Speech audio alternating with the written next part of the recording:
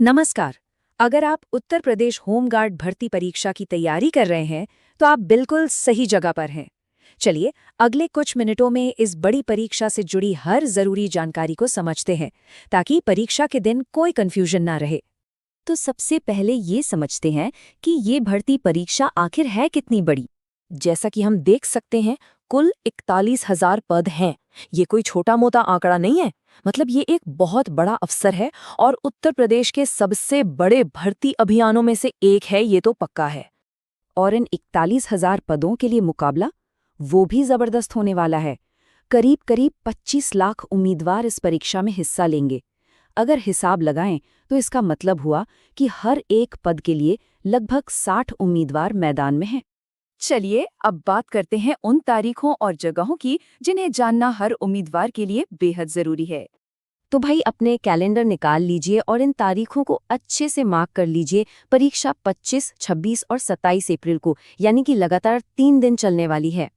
और ये कोई छोटी मोटी व्यवस्था नहीं है। ये परीक्षा प्रदेश के 74 जिलों के 1053 परीक्षा केंद्रों पर होगी। लेकिन हाँ, एक जरूरी बात ध्यान देने वाली है। श्रावस्ती जिले में कोई भी परीक्षा केंद्र नहीं बनाया गया है, तो वहां के उम्मीदवारों को परीक्षा देने के लिए किसी दूसरे जिले में जाना होगा।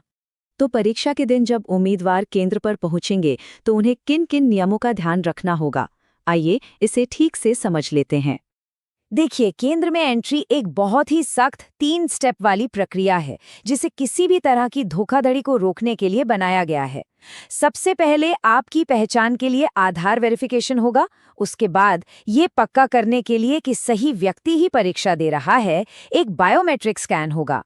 और आखिर में पुलिस आपकी सुरक्षा जांच करेगी, ताकि कोई भी प्रतिबंधित चीज अंदर न जा सके। और जैसा कि यहाँ साफ साफ दिख रहा है, अपने सामान को लेकर नियम बहुत ही कड़े हैं। सिर्फ जरूरी चीजें ही लेकर जाएं। Mobile phone, smart watch, Bluetooth device या कोई भी इलेक्ट्रॉनिक चीज, सब कुछ पूरी तरह से बैन है। ये सब सिर्फ इसलिए ताकि परीक्षा पूरी तरह से निष्पक्ष हो।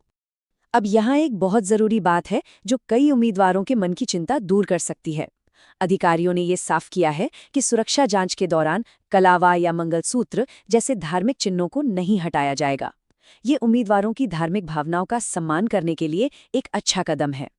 चलिए अब देखते हैं कि बोर्ड इस परीक्षा को साफ सुथरा रखने के लिए और क्या-क्या सुरक्षा उपाय कर रहा है। जैसा कि इस आधिकारिक घोषणा में हम देख सकते हैं, उत्तर प्रदेश पुलिस भर्ती और प्रोन्नति बोर्ड इस परीक्षा को बहुत गंभीरता से ले रहा है।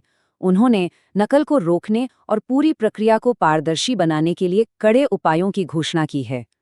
तो असल में इसका मतलब क्या है? इसका मतलब है कि पूरी परीक्षा की हर गतिविधि पर सीसीटीवी से नजर रखी जाएगी।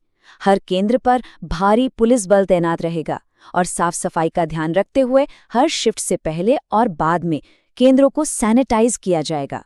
मतलब कोई भी रिस्क नहीं लिया जा रहा है। अधिकारियों ने एकदम साफ चेतावनी दी है, किसी भी तरह की गड़बड़ी या नकल की कोशिश करने वालों के खिलाफ सख्त से सख्त कार्रवाई होगी। तो इन सभी नियमों और उपायों के बीच एक उम्मीदवार के लिए सबसे जरूरी बात क्या है? बहुत सिंपल है, पूरी तरह से तैयार रहें और नियमों का सख्ती से पालन करें। चलिए परीक्षा के दिन के लिए एक फाइनल मेंटल चेकलिस्ट बना लेते हैं।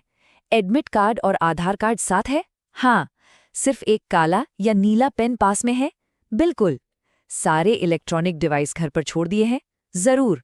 सुरक्षा जांच में सहयोग करने के लिए तैयार हैं? हाँ। अगर इन सभी सवालों का जवाब हाँ है, तो समझिए आप पूरी तरह से तैयार हैं। और आखिर में ये सब हमें एक बड़े सवाल पर सोचने के लिए मजबूर करता है।